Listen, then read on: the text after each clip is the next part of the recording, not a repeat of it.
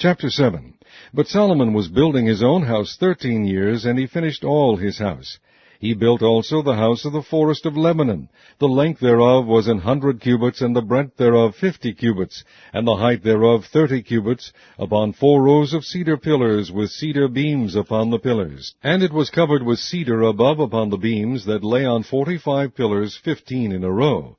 And there were windows in 3 rows, and light was against light in 3 ranks. And all the doors and posts were square, with the windows, and light was against light in 3 ranks. And he made a porch of pillars. The length thereof was 50 cubits, and the breadth thereof 30 cubits, and the porch was before them, and the other pillars and the thick beam were before them. Then he made a porch for the throne where he might judge, even the porch of judgment, and it was covered with cedar from one side of the floor to the other. And his house where he dwelt had another court within the porch, which was of the like work. Solomon made also an house for Pharaoh's daughter, whom he had taken to wife, like unto this porch. All these were of costly stones, according to the measures of hewed stones, sawed with saws, within and without, even from the foundation unto the coping, and so on, the outside toward the great court. And the foundation was of costly stones, even great stones, stones of 10 cubits, and stones of 8 cubits. And above were costly stones, after the measures of hewed stones and cedars. And the great court round about was with 3 rows of hewed stones, and a row of cedar beams, both for the inner court of the house of the Lord, and for the porch of the house. And King Solomon sent and fetched Hiram out of Tyre. He was a widow's son of the tribe of Naphtali, and his father was a man of Tyre, a worker in brass. And he was filled with wisdom and understanding, and cunning to work all works in brass. And he came to King Solomon, and wrought all his work. For he cast 2 pillars of brass, of 18 cubits high apiece, and a line of 12 cubits did compass either of them about. And he made 2 chapiters of molten brass, to set upon the tops of the pillars. The height of the one chapiter was 5 cubits, and the height of the other chapiter was 5 cubits. And nets of checker work, and wreaths of chain work for the chapiters, which were upon the top of the pillars, 7 for the one chapiter, and 7 for the other chapiter. And he made the pillars in 2 rows round about upon the one network, to cover the chapiters that were upon the top, with pomegranates, and so did he for the other chapiter. And the chapiters that were upon the top of the pillars were of lily work in the porch, 4 cubits. And the chapiters upon the 2 pillars had pomegranates also above, over against the belly which was by the network. And the pomegranates were 200 in rows round about upon the other chapiter. And he set up the pillars in the porch of the temple. And he set up the right pillar, and called the name thereof Jachin. And he set up the left pillar, and called the name thereof Boaz. And upon the top of the pillars was lily work, so was the work of the pillars finished.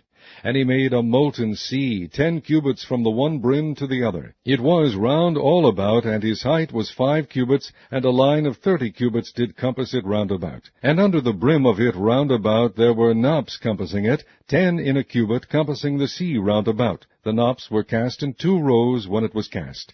It stood upon 12 oxen, 3 looking toward the north, and 3 looking toward the west, and 3 looking toward the south, and 3 looking toward the east. And the sea was set above upon them, and all their hinder parts were inward. And it was an hand breadth thick, and the brim thereof was wrought like the brim of a cup, with flowers of lilies. It contained 2,000 baths. And he made 10 bases of brass, 4 cubits was the length of one base, and 4 cubits the breadth thereof, and 3 cubits the height of it. And the work of the bases was on this manner. They had borders, and the borders were between the ledges. And on the borders that were between the ledges were lions, oxen, and cherubims. And upon the ledges that was a base above, and beneath the lions and oxen were certain additions made of thin work. And every base had 4 brazen wheels, and plates of brass, and the 4 corners thereof had undersetters. Under the laver were undersetters molten, and the side of every addition. And the mouth of it within the chapiter and above was a cubit, but the mouth thereof was round after the work of the base, a cubit and a half.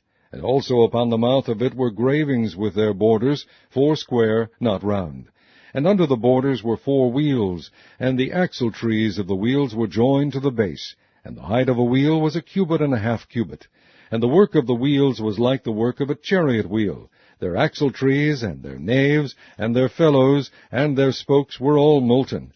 And there were 4 undersetters to the 4 corners of one base. and the undersetters were of the very base itself. And in the top of the base was there a round compass of 1/2 cubit high, and on the top of the base the ledges thereof and the borders thereof were of the same. For on the plates of the ledges thereof, and on the borders thereof, he graved cherubims, lions, and palm trees, according to the proportion of every one, and additions round about. After this manner he made the 10 bases. All of them had one casting, one measure, and one size. Then made he 10 lavers of brass. One laver contained 40 baths, and every laver was 4 cubits, and upon every one of the 10 bases 1 laver. And he put 5 bases on the right side of the house, and 5 on the left side of the house, and he set the sea on the right side of the house eastward over against the south.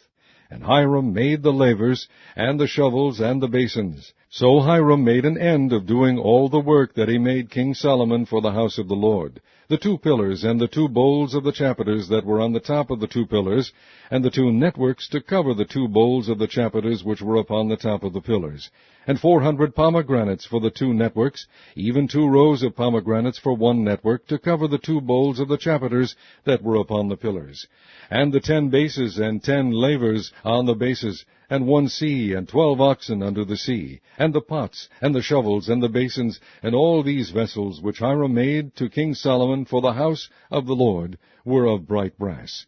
In the plain of Jordan did the king cast them, in the clay ground between Succoth and Zarthan. And Solomon left all the vessels unweighed, because they were exceeding many.